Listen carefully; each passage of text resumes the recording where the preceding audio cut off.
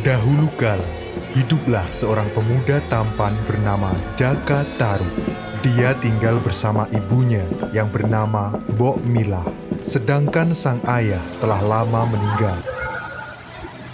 Jaka Tarub dan ibunya memenuhi kebutuhan sehari-hari dengan bertani di sawah. Pada suatu malam, ketika Jaka Tarub sedang tertidur, dia bermimpi menikah dengan seorang perempuan yang cantik jelita seperti bidadari kayangan. Saat terbangun dari tidurnya, dia tersenyum senang dengan mimpinya semalam. Bahkan sampai siang hari, Jaka Tarub masih memikirkan mimpi indahnya itu. Dia duduk di depan rumahnya sambil termenung bahagia. Sang ibu merasa bingung melihat gelagat anaknya. Dia merasa tak seperti biasanya Jaka Tarub seperti ini.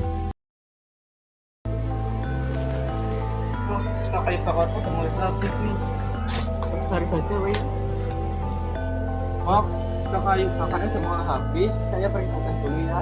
Ya nah, hati-hati. Baik. Belum senja kamu sudah harus pulang ya. Baik.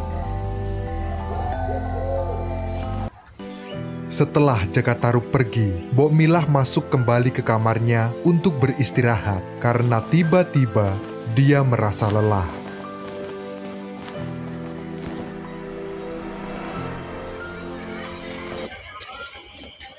Gimana Jaka? Jaka, ibu kenapa? Ibu meninggal. Nampak di depannya sosok sang ibu telah terbaring kaku. Seketika Jaka Tarub lemas dan tangisnya mengisi ruangan. Dia merasa sangat kesepian karena kini dia hanya tinggal sendirian. Jaka Tarub juga merasa bersalah karena dia belum bisa membahagiakan sang ibu. Jangan buang terus aja masih di sana loh. Jadi ada uang, kita hiburan aja yuk. Di hari-hari selanjutnya, Jaka Tarub menghabiskan waktunya untuk berburu. Dengan berburu, Jaka Tarub bisa melupakan kesedihannya sejenak. Tunggu, sepertinya ada suara seorang wanita di arah sana. Masa sih di hutan kayak gini ada suara seorang wanita? Jika kamu tidak percaya, lebih baik kamu pulang saja, biar aku saja yang pergi mengeceknya. Ya sudah, kalau kamu mau sendirian ke sana, baik. Jantungnya berdegup kencang, seolah tak percaya dengan apa yang dilihat saat ini. Semua berparas cantik.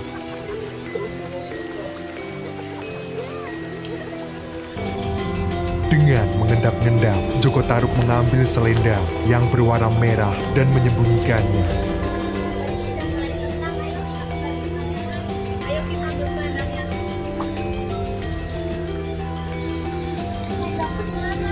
Tadi kamu taruh di mana? Sementara itu, ketika bidadari hendak kembali ke kayangan, Tadi sudah mulai petang, aku harus kembali ke kayangan. Nawang Wulan kebingungan mencari di mana keberadaan selendangnya.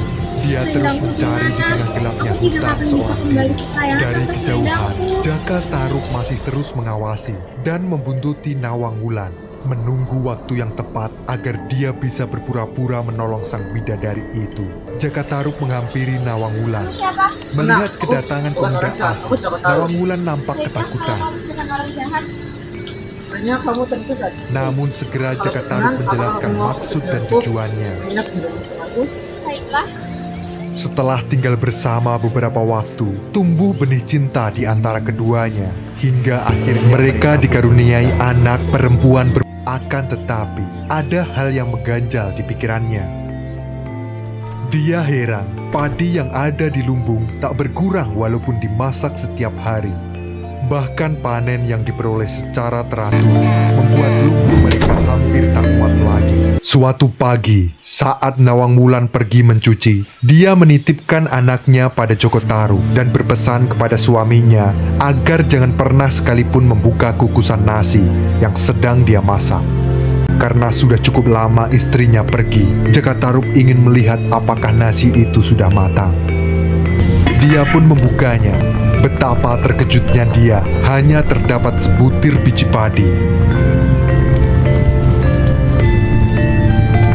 Saat Nawang Wulan sampai di rumah, dia begitu marah karena suaminya melupakan pesannya.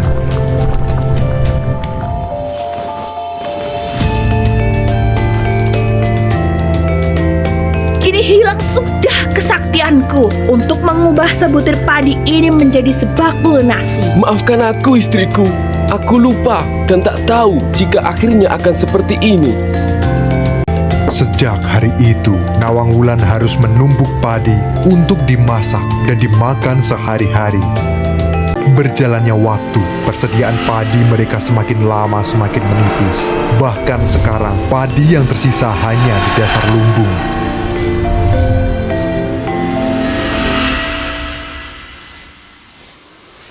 Sampai suatu pagi, saat sedang mengambil padi yang tersisa sedikit itu, Nawang Wulan merasa tangannya memegang sesuatu yang lembut.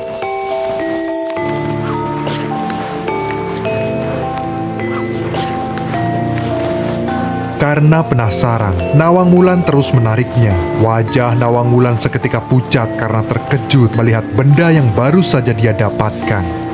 Sebuah selendang yang dia cari-cari selama ini. Nawang Wulan merasa kecewa dan marah pada Jakataru karena sudah ditipu selama ini. Dia kemudian segera menemui suaminya.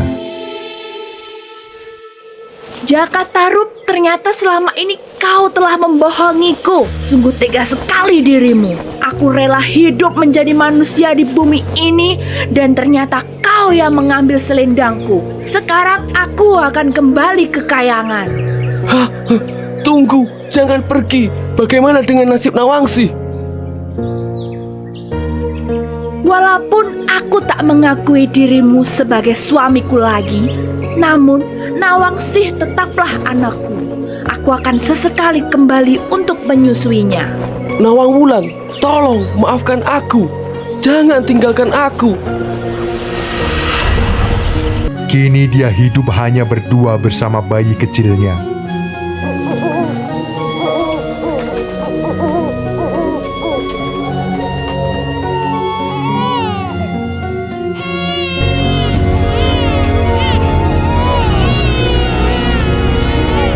Ketika Nawangsih ingin bertemu dengan ibunya, Jakataru harus membakar batang padi yang diletakkan di dekat Nawangsih. Tentunya dengan syarat Jakataru tidak boleh berada di dekatnya. Jakataru hanya bisa meratapi ini semua. Dia tahu bahwa ini semua adalah salahnya dan ia harus menanggung segala akibatnya.